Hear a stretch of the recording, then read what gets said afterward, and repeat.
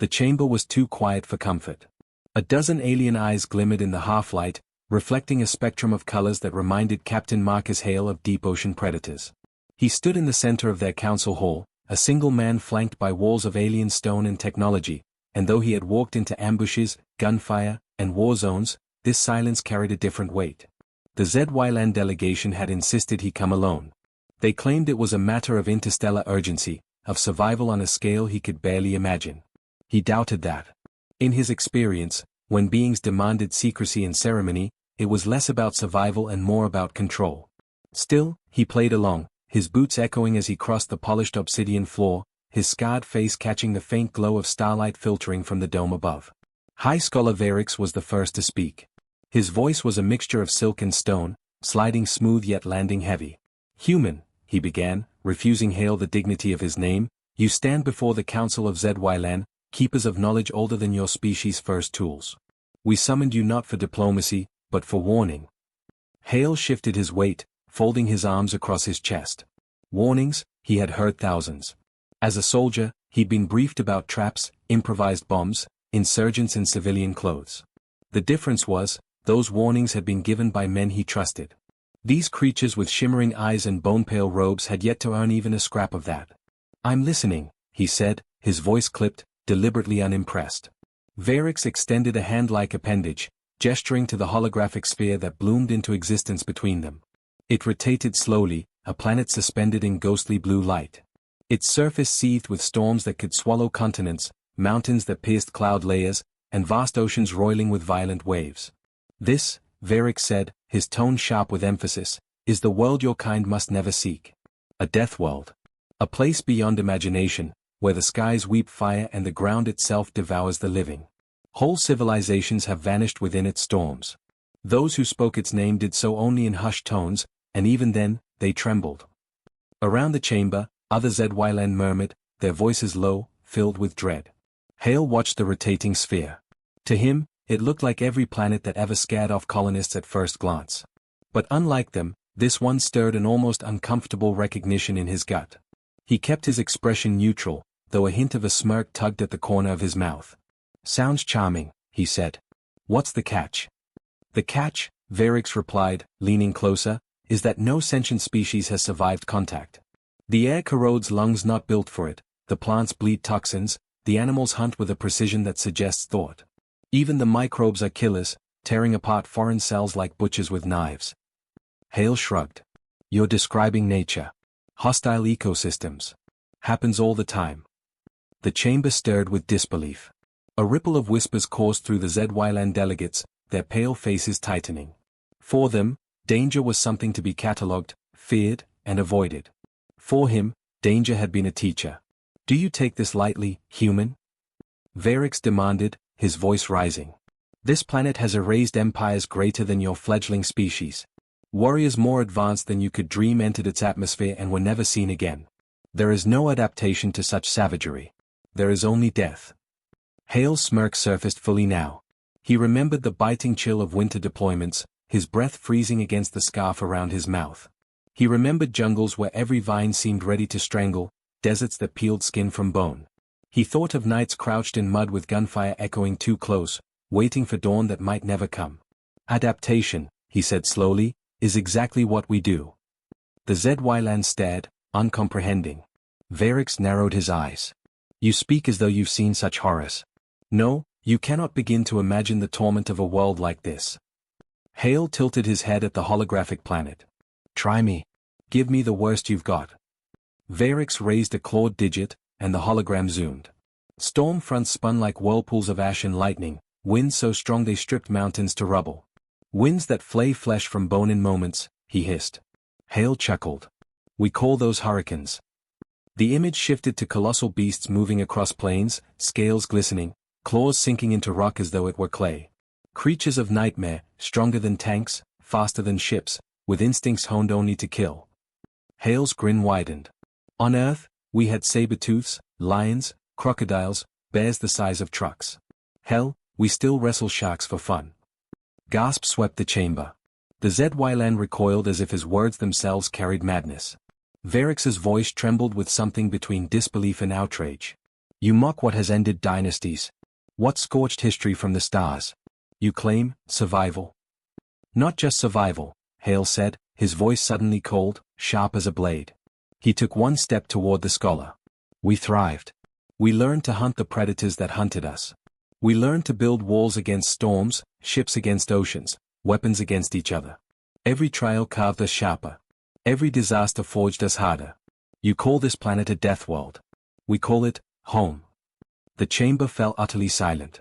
The word hung there like a blade suspended above them, vibrating with truth. Some ZYLN lowered their eyes, as though to stare at Hale was to risk seeing too much. Others shifted uneasily, their claws tapping stone. Varix, however, stood frozen, his mouth slightly parted. He searched Hale's face for weakness, for some crack in the confidence, some flaw that proved this human was bluffing. But there was none. Only a pair of steady eyes, hardened not by arrogance, but by memory. You mean to tell us, Varix whispered, his voice breaking in disbelief, that the world we speak of, the Deathworld beyond imagination, is your Earth? Hale said nothing at first. He let the silence coil tighter, let their dread grow into something that choked the air itself. Then he leaned back, hands clasped behind him, and allowed the smirk to return, slow and deliberate. That's exactly what I'm telling you. The ZYLN Council erupted. Some shouted in terror, others in denial. A few whispered feverishly, already recalculating what humanity's existence meant for the galaxy. Hale stood calm at the center of their storm, the only figure unshaken. 4 years, he had fought battles where every ally fell and every enemy pressed closer, and he'd survived not because he was the strongest, but because he never surrendered. That was humanity's story. Not domination, not conquest, endurance. He met Varix's horrified stare with quiet satisfaction. You asked me to imagine your Deathworld, Hale said, his voice low but carrying. I didn't have to. I was born on it. The last words cut through the uproar like steel through silk, and when silence finally reclaimed the chamber, it was heavy with something new. Not disbelief. Not even fear. Respect, edged with terror. And Hale knew, from the way their eyes followed him, that the real story was only beginning. The chamber had not fully calmed. The ZYLN councillors whispered frantically, their words tripping over each other as they struggled to reconcile legend with reality. Captain Marcus Hale stood motionless, his posture loose but his eyes unyielding. He had learned long ago that silence was often louder than shouting, and now it pressed against the alien assembly like a physical weight. High Scholar Varix finally raised his hand, and the other voices subsided, though unease still vibrated in the air. You claim this Deathworld is your home, he said, his voice taut, but words are not proof. Speak then, human. Tell us how your kind survived what no other could. Hale inclined his head slightly, the faintest concession. You want proof? Fine. But you won't like the answers. He let his gaze wander across the room, catching the wide, fearful eyes of the ZYLN delegates. You see death, he said, where we saw the only chance to live. Earth wasn't merciful. It broke us until we either adapted or died. Most of us died. The rest kept going. He stepped closer to the hologram of the planet still hovering between them, watching the digital storms tear at continents. Take the weather. You think your storms are new to me? I've stood on cliffs with winds that hurled trees through the air like spears. Entire cities flattened in a single night. Families wiped out in floods, quakes, fires. But every time, survivors clawed back from the rubble. They rebuilt. Stronger. Always stronger. The ZYLN murmured again, but Hale continued, voice low and steady, each word deliberate. And then there were the predators. On Earth, we weren't kings of the food chain. We were meat. You'd walk through the grasslands knowing lions could tear you apart before you ever saw them. In the forests, cats with teeth the size of knives stalked us for days. Birds of prey snatched children from the ground. Even rivers weren't safe.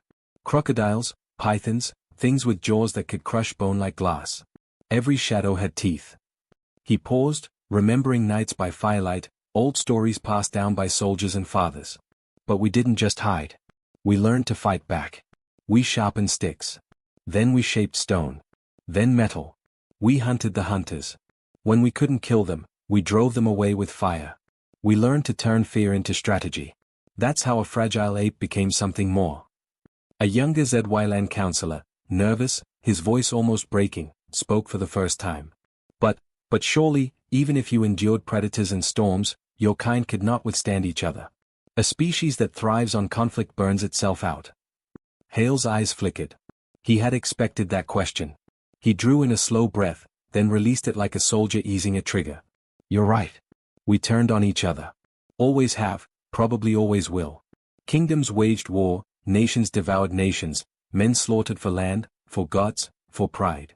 And the cost? He let his voice trail for a moment, remembering faces, screams, empty helmets left on scorched ground.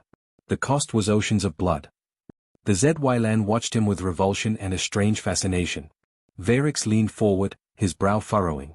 You say this as if it proves strength, but it sounds like madness. Hale's jaw tightened. It is madness. But it's also survival. Every war forced us to build faster, think sharper, endure longer. We learned to heal wounds with fire and stitch torn flesh with bone needles. We taught ourselves to fight not just with muscle but with ideas. When swords weren't enough, we built rifles. When rifles weren't enough, we made machines that tore the skies apart. Every horror we unleashed forged new ways to endure the next. Where another species might break, we turned ruin into fuel. The hologram shifted again, and Hale stared at it, his voice quieter now. You think we survived because Earth was kind? No. We survived because it was merciless. It taught us early that comfort is a lie and safety is temporary. Our ancestors had to face death every day until the fear dulled, until resilience was in our blood. The young ZYLAN who had spoken earlier shook his head, unable to understand. And you tell these stories with pride? Not pride, Hale said sharply, eyes narrowing. Truth. Pride comes later, when we've earned it. But the truth is simple. Everything you fear about this Deathworld? We lived it. And we're still here. The words settled into the chamber like embers cooling in ash. The ZYLAN councillors sat stiff, their faces pale, some turning away as though refusing to meet the reality Hale laid bare. Others studied him with a dawning calculation, already rethinking centuries of assumptions. Varix, however, was not finished. Your people are either cursed or chosen, he said slowly. Perhaps both. Yet even if I believe you, there remains the greater question. If humanity is forged in such fires, what does that make you now? What does a species shaped by endless struggle become when unleashed upon the stars? Hale's expression hardened, but he offered no answer at first. Instead, he let the weight of the question hang between them, the silence almost painful. He knew the answer in his bones, but he also knew saying it aloud would turn unease into terror. And sometimes, terror was useful. At last, he allowed himself a small, sardonic smile. That, he said, is something you'll have to decide for yourselves. The room exhaled as one, though uneasily. The councillors sat rigid, eyes darting among themselves, but no one spoke further. Hale had given them enough to haunt their thoughts, enough to ignite questions that would burn long after he left. He turned slightly, gaze lifting toward the vaulted dome, where the stars gleamed cold and distant. 1,000 civilizations, he thought, and not one had lived through what humans had endured as a matter of routine. To them, survival was a victory. To his kind, survival was simply the baseline. He brought his eyes back down, locking them once more with Varix's. The alien's composure was cracking, thin lines of unease showing through the practiced authority. Hale had seen the same look on soldiers hearing their first gunfire, on commanders realizing their plans were unraveling. It was the look of a man, or a creature, confronting a truth too heavy to bear. Hale's voice was calm but edged with steel.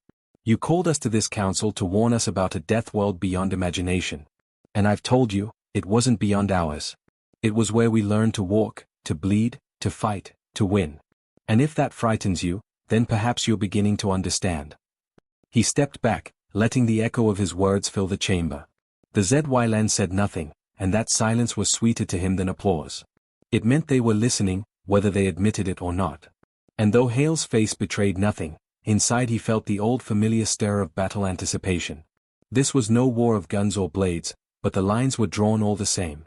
The aliens wanted to measure humanity, to test whether the legends of Earth were myth or fact. He knew now that they would not rest until they had tried. Which meant his real fight was only just beginning. The chamber's silence did not last. It never could. Fear was fertile soil, and in the ZYLAN council it sprouted quickly into suspicion, anger, and doubt. One voice broke through first, harsh and trembling. Stories, a councillor spat. That is all they are. Words. If humans were truly born of a death world, they would not be standing here at all. Another hissed agreement, and then another, until the chamber swelled with accusation. Their voices overlapped, rising like a storm. Hale did not flinch. He had been surrounded before, by insurgents screaming in languages he did not know, by mobs fueled on anger more than reason. The trick was the same: stand firm, wait for them to burn themselves out. But Varix was not content to let the storm rage unchecked. He rose from his seat, cutting the air with a gesture sharp as a blade. The council fell quiet, though unease lingered like smoke. His pale eyes fixed on Hale. "Your words have weight, human," Varix said, voice steady but edged. "Too much weight to dismiss outright. Yet weight alone is not truth. We require proof." Hale arched a brow. "Proof?" Varix nodded toward the vaulted chamber walls. Sections slid apart, revealing a circular platform ringed with crystalline pylons. The Trial of Worlds. A crucible designed to replicate the most hostile environments known in the galaxy. It has broken warriors of 10 species. You will face it. Survive, and your claims gain credence. Fail, he let the word hang, deliberate. Hale almost smiled. A test. Always a test. They could not accept his word, because fear demanded spectacle. He should have been insulted, but instead a flicker of excitement stirred in his chest. It had been too long since he'd felt the pulse of survival press close. "Fine," he said. "Light it up." The Zylan muttered nervously, but the pylons hummed to life, casting lines of light across the floor. The platform shimmered, then shifted, its stone vanishing into a storm-swept plain. Wind screamed, lightning tore the sky, and the ground split into jagged chasms. The illusion was so complete Hale could smell ozone and wet earth, feel grit sting his face. "Enter," Varix commanded. Hale stepped forward without hesitation, boots crunching against the shifting ground. The holographic world solidified around him, transforming the council chamber into a horizonless wilderness. The Zylan observed from behind a translucent barrier, their forms faint in the distance. The storm howled. Lightning cracked. Rain hammered his shoulders like shrapnel. He crouched, steadying himself, tasting the metallic tang of the air. To the Zylan, this would have been terror itself. To him, it was déjà vu. He remembered Afghanistan, trudging through dust storms that swallowed men whole. He remembered the Pacific typhoons that tore his unit's camp to ribbons. Nature's fury had always been an adversary, but never an invincible one. Movement drew his eye. Shapes emerging through the storm. Predators. Their forms were composites of nightmares, massive frames armored in scales, jaws lined with serrated teeth, eyes glowing with hunger. The Zylan had designed them to embody death itself. Hale tightened his stance. His weapon? None. Of course. A real test meant nothing handed to him. He stooped, fingers closing around a jagged shard of stone. Crude, but better than nothing. He had started with less before. The first beast lunged, all muscle and speed. Hale pivoted, letting its momentum carry it past, and drove the shard deep into the softer flesh beneath its jaw. It roared, convulsed, collapsed. He tore the shard free, crimson spray lost in the storm. The Zylan gasped from their observation deck. To them, this was impossible. To him, it was instinct. More beasts closed in. Hale backed toward a cluster of boulders, forcing them into a narrow line of approach. The second came fast, but he swung the shard into its eye, using the creature's own charge to drive the stone deep. A third circled wide, clever, cautious. Hale hurled the blooded shard, distracting it just long enough to snatch a broken branch half buried in the mud. He hardened his grip, slammed the branch into a sharp rock until it splintered into a jagged spear. It wasn't elegant. It didn't need to be. The creature lunged. Hale met it head-on, spear braced. Its weight drove him backward, boots skidding across the mud, but the point found its mark. The beast shrieked, thrashing, and Hale twisted the weapon with brutal efficiency until it stilled. The storm did not relent. Thunder bellowed, and new threats materialized, smaller but faster, a pack with eyes gleaming in the dark. They circled, snapping and snarling. Hale's breath came heavy, his muscles burning. But his mind sharpened. Packs were nothing new. Wolves, hyenas, men with rifles, they all relied on fear and numbers. The trick was to break their rhythm. He bared his teeth in a grin, low and feral, then let out a sudden roar of his own, charging the nearest. Surprise broke their coordination. His spear punched through one throat, then swung wide to club another aside. Chaos rippled through the pack, and within moments the survivors fled into the storm. When the last echo of their howls faded, Hale straightened slowly, chest heaving, blood, real or simulated, spattered across him. His eyes lifted toward the translucent barrier where the Zwylan watched. Their faces were masks of shock. Not awe. Shock. Hale let the makeshift spear fall, its point sinking into the mud. "That all you've got?" he called, his voice hoarse but steady. The storm died abruptly. The rain thinned, the wind stilled, and the platform dissolved back into polished stone. Hale stood alone in the council chamber once more, battered but unbowed. The smell of blood and ozone lingered, faint and ghostly. The council sat frozen, unable to reconcile what they had seen. Varix himself stared at Hale as though seeing a fracture in reality. "Impossible," he whispered. "Not even the Karth warriors endured half as long. And you laugh at it." Hale wiped a streak of blood from his cheek with the back of his hand. "Laugh? No. But I fought worse. This was practice." The words cut deeper than any weapon. The Zwylan shifted uneasily, their robes whispering like restless ghosts. Some looked away in fear. Others stared with the hungry gaze of those glimpsing a weapon they could not control but desperately wished to wield. Varix finally spoke, voice unsteady. "If one man can endure the trial of worlds, what then of his species? What does it mean for the galaxy?" Hale's smirk returned, faint but undeniable. "It means you've been measuring the wrong monsters." The chamber fell silent again, but it was no longer the silence of doubt. It was the silence of dread, of revelation. For the first time, the Zwylan understood what it meant for humanity to call the Deathworld home. And Hale knew, with cold certainty, that they would not stop here. They had tested him once. They would test him again. And when they did, the galaxy itself would learn what Earth had made of its children. The Zwylan council chamber still hummed with the ghost of the trial. Fear lingered in the eyes of the delegates, but beneath it something else was stirring, something older, deeper. Respect laced with dread. They had seen one human stand against a simulation that devoured armies, and instead of breaking, he had mocked it.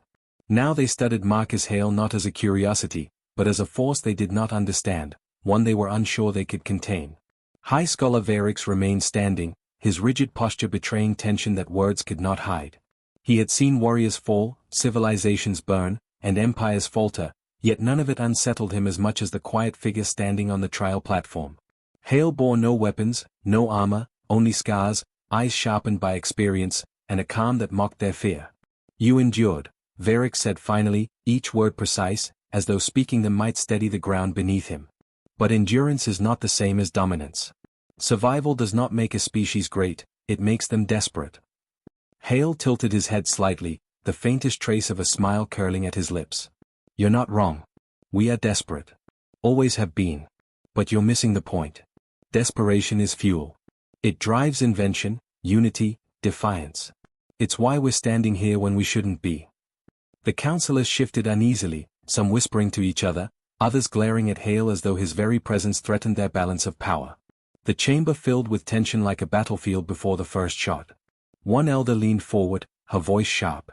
"If what you say is true, human, then you are not merely survivors. You are a danger to every world you touch." Hale's gaze flicked toward her, steady and unflinching. "That depends on how you meet us. You see, Earth taught us more than just survival. It taught us choice. Every storm, every beast, every war forced us to decide whether to tear each other apart or build something greater. And against the odds, more often than not, we built." He let the weight of his words settle before continuing. "You think we're dangerous. And maybe we are. But we're also necessary. Because if we can survive Earth, we can survive anything. And maybe, we can help you survive too." The elder recoiled, struggling to reconcile his offer with the fear still etched in her face. Around her, others debated in urgent whispers. The council was fracturing, half terrified of humanity, half drawn to the possibility of an ally who thrived where others perished. Varix silenced them with a gesture, his eyes never leaving Hale. "And if we reject you? If we decide your species is too great a risk to permit among the stars?" Hale stepped forward, and the shift in the room was immediate. The air thickened, not with threat but with certainty. His presence was not bluster, it was the quiet inevitability of a storm rolling in. He spoke softly, but the words struck like iron. "Then you'll learn the same lesson Earth gave us. The world doesn't ask for permission before it tests you. You either adapt, or you disappear. Humanity won't vanish because you're afraid of us. We've already faced worse than your fear." The silence that followed was suffocating. Every delegate felt the truth of it, though none dared admit it aloud. Hale had not come with armies or weapons, yet his words weighed heavier than fleets. At last, Varix exhaled slowly, as though releasing a burden he had carried too long. His voice was softer now, tinged with reluctant awe. We feared the Deathworld because it devoured everything. But perhaps what we truly feared was what might crawl out of it. And now, here you stand. Hale's eyes met his, steady, unwavering. We didn't crawl. We walked. We bled. We endured until endurance became identity. You think Earth cursed us? Maybe. But that curse is also our gift. Where you see death, we see life refusing to quit. That's what it means to be human. The chamber erupted again, not in fear this time but in uproar, some shouting for alliance, others demanding exile. Hale stood unmoved, letting their voices crash around him like surf on rock. He had learned long ago that chaos was inevitable, what mattered was how you emerged from it. Varix finally raised his hand once more, but the tremor in it betrayed him. Enough. His voice thundered through the chamber. Slowly, the uproar ebbed. His gaze lingered on Hale, measuring him not as an enemy or ally, but as something beyond both. Perhaps your words are true. Perhaps humanity is both curse and necessity. But one thing is certain. The galaxy will never see you as it did before. Hale gave a single nod, accepting the truth without triumph. He had not come for their approval, only their understanding. And now, in their fear, he saw that understanding bloom. He turned toward the exit, his boots striking the obsidian floor with quiet finality. As the chamber doors began to close behind him, he paused, glancing back once. The Zylan Council leaned forward unconsciously, as though afraid to miss his last words. You spoke of a death world beyond imagination, he said, voice calm, almost conversational. A faint smile touched his scarred face. But to us, it's not beyond imagination. It's home. That's Earth. The doors sealed shut, and the chamber fell into silence so heavy it pressed against the lungs. The delegates looked at one another, shaken to their core. For centuries, the death world had been a myth, a terror whispered of but never faced. Now it had a face, a name, a species, and none of them could unsee it. Marcus Hale walked alone down the long corridors of the Zylan citadel, the echo of his steps steady, unhurried. For him, this was not victory. It was inevitability. Earth had forged men like him to endure storms, beasts, wars, and despair. Compared to that, the judgment of aliens was nothing more than another test. And as he stepped into the starlight beyond the citadel gates, he allowed himself a final thought, one that made his smirk deepen. The galaxy had just learned humanity's secret. It was not strength, not ferocity, not invention. It was something far simpler, far more dangerous. They refused to die.